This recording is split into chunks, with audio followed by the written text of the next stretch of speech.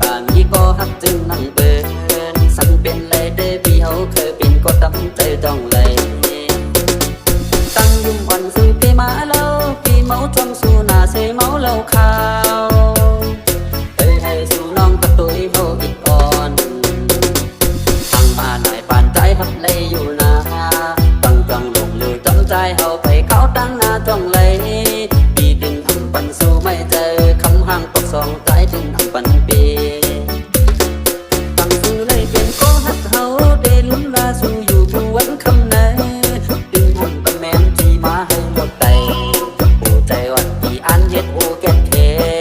ตั้งจ้องอยู่จำใจเขาไปเข้าตั้งหน้า